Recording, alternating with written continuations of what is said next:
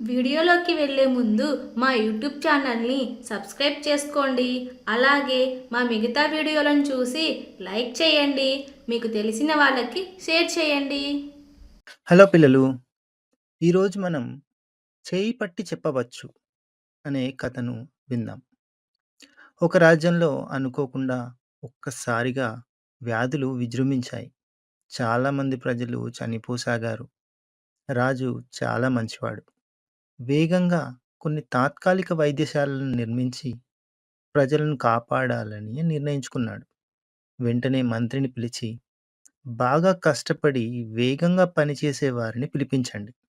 మంచి జీతం కూడా ఏర్పాటు చేయండి అని ఆదేశించాడు. మంచి జీతం అనడంతో చాలామంది వచ్చారు. కానీ కావాల్సింది 100 మంది మాత్రమే.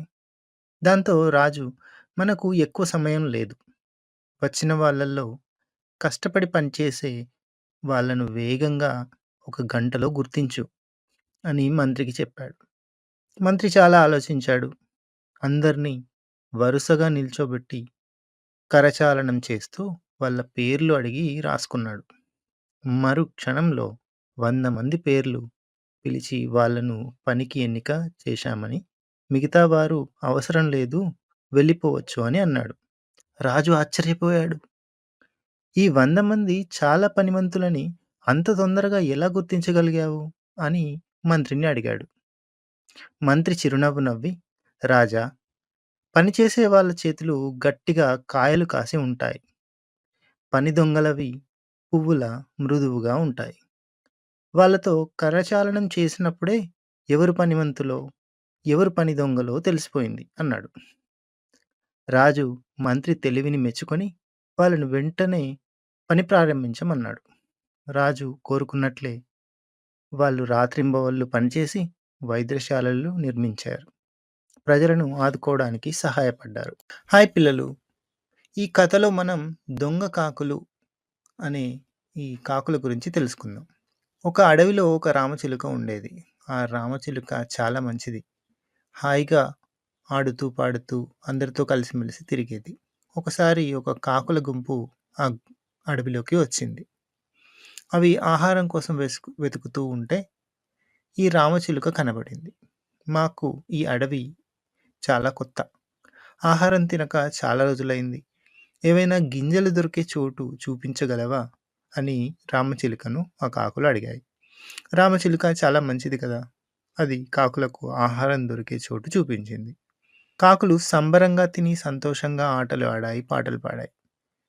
కాకులకు, చిలుకలకు పరిచయం బాగా పెరిగింది. ఒకరోజు కాకులు రామచిలుకతో, ఈ అడవికి కొంచెం దూరంలో ఒక ఊరు ఉంది. అందులో ఒక మంచి మామిడికాయల తోట కూడా ఉంది. రా వెళ్దాం అని పిలిచాయి. రామచిలుక సరే అంది. విషయం తెలిసిన మిగతా చిలుకలు, ఎందుకు ఆ కాకులతో తిరుగుతావు? అవి చాలా దొంగవి. అందరినీ మోసం చేసి ఆహారం తిని పారిపోతూ ఉంటాయి. నీవు వాటి వెంట ఉంటే ఏదో ఒకరోజు ఆపదలో పడతావు అని మంచి మాటలు వినిపించాయి. చిలుక వాటి మాటలు వినలేదు. కాకులతో పాటు ఎగురుతూ తోటకు చేరుకుంది. అవి దొరికిన కాయలు, గింజలు గబగబగా తింటూ అరచి గోలగోల చేయసాగాయి. చిలుక ఒక మంచి మాగిన మామిడి పండు మీద వాలి కొరికి తినసాగింది. కాకుల గోలకు నిద్రపోతూ ఉన్న తోటమాలి లేచాడు. ఒక రాయి తీసుకొని కాకుల మీదకు విసిరాడు. కాకులకు అది అలవాటే. రాయి తగలక ముందే అవి దొరకకుండా ఎగిరిపోయాయి. చిలుకకు అది ఏమీ తెలియదు పాపం. హాయిగా పండు తింటూ ఉంది. తోటమాలి విసిరిన రాయి తగిలి కింద పడి దొరికిపోయింది. పంజరంలో బందీ అయిపోయింది. చెడు సహవాసం చేసినందుకు ఫలితం ఇలా అనుభవించింది పాపం. హాయ్ పిల్లలు! గుడ్డివాడి పరీక్ష అనే కథను ఈరోజు విందాం. పూర్వం ఒక ఊళ్ళో ఒక గుడ్డివాడు ఉండేవాడు. ప్రాణంతో ఉన్న ఏ వస్తువైనా సరే అతని చేతుల్లో ఉంచితే దానిని తాకగానే ఫలానా వస్తువని పోల్చి చెప్పేసేవాడు. ఒకసారి ఎవరో ఒక తోడేలు పిల్లను తెచ్చి గుడ్డివాడి చేతికి అందించాడు. అదేమిటో చెప్పమని అడిగాడు. కానీ అది ఏమిటన్నది అతను నిర్ధారణగా చెప్పలేకపోయాడు. చివరకు ఇలా అన్నాడు, ఇదేమిటో నాకు సరిగా తెలియడం లేదు. ఇది తోలే తోడేలు పిల్లో, లేక నక్క పిల్లో, మొత్తానికి అలాంటి వాటిల్లో ఏదో ఒకటి అయి ఉండాలి. ఏదైనా ఇది గొర్రెల మందలో ఉండదగింది కాదు. అలా చెప్పేసరికి ఆ గుడ్డివాడు స్పర్శ జ్ఞానానికి అందరూ ఆశ్చర్యపోయారు. దీంట్లో నీతి ఏంటంటే, అలాగే మనిషి యొక్క దుష్ట స్వభావం సాధారణంగా అతని దేహ గుణాలను పరిశీలించి తెలుసుకోవచ్చు. దొరకని జింక. ఈ కథలో సింహానికి దొరకకుండా, చిక్కకుండా పారిపోయిన జింక కథను గురించి తెలుసుకుందాం. ఒక అడవిలో ఒక జింక ఉండేది. ఆ జింక ఒకరోజు ఉదయం పూట అడవిలో ఏవైనా కూరగాయలు దొరుకుతాయేమో అని వెతుకుతూ బయలుదేరింది. అలా పోతూ ఉంటే అనుకోకుండా ఒక సింహం ఎదురుపడింది. దానిది ఎంత దురదృష్టమో కదా! ఆ సింహం చాలా ఆకలి మీద ఉంది దానికి తోడు. చూసారా? సింహం ఎదురుపడడమే కాకుండా సింహం చాలా ఆకలితో కూడా ఉంది. ఇంకా సింహం ఆగుతుందా? అప్పుడు అదేం చేసింది? అది జింకను చూసి ఇలా అనుకుంది. ఆహా!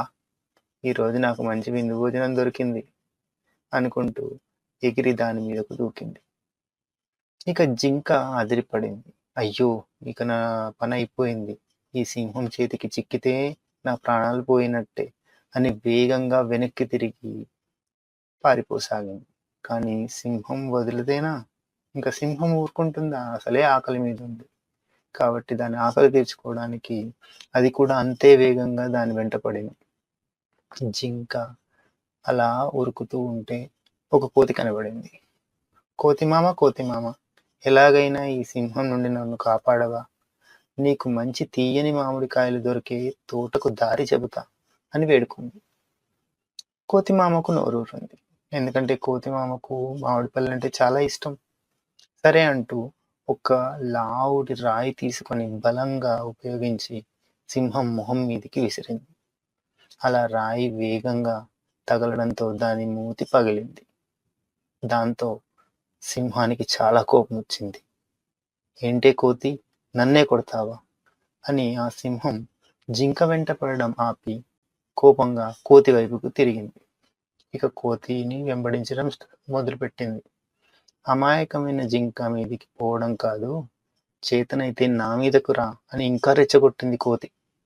ఈసారి కొడితే మూతి కాదు, ఏకంగా తలే పగిలిపోతుంది అని ఇంకా మాటలంది. సింహానికి మరింతగా కోపం పెరిగిపోయింది. ఉండు నీ పని చెప్తా అంటూ ఎగిరి కోతి మీదకు దూకింది. వెంటనే కోతి సింహానికి అందకుండా ఎగురుతూ దుంకుతూ వేగంగా వేపమానుపై చేరుకుంది. ఏమీ చేయలేక నిరాశతో జింక కోసం చూసింది. కానీ అది సమయంలో జింక కూడా పులికి అందనంత దూరం పారిపోయింది. దాంతో ఆ సింహానికి జింక దొరకలేదు, కోతి దొరకలేదు. హలో పిల్లలు, ఈరోజు మనం బలవంతునితో భాగం కలవకు అనే కథ విందాం. ఒక అడవిలో ఒక సింహం ఉంది. ఆ సింహం ఒకరోజు 3 కుక్కలు, ఒక నక్కతో కలిసి వేటకు బయలుదేరింది. ఉదయం నుంచి సాయంకాలం వరకు అవి కలిసి 5 జింకలను వేటాడాయి. వీటిని ఎలా పంచుకుందాం అని సింహం అడిగింది. వెంటనే ఒక కుక్క దానికేముంది, చాలా సులభం. మనం 5 మంది ఉన్నాం. 5 జింకలను వేటాడాం. తలా ఒకటి తీసుకుంటే సరిపోతుంది అని చెప్పింది. ఆ మాటలు వింటూనే సింహానికి చాలా కోపం వచ్చింది. పంజాతో కుక్కను ఒక్కటి పెరికింది. అంతే, ఆ దెబ్బకు దాని దవడ పగిలి ఎగిరి పడింది. మిగతావన్నీ భయంతో వణికిపోయాయి. ఏదీ నోరు తెరవలేదు.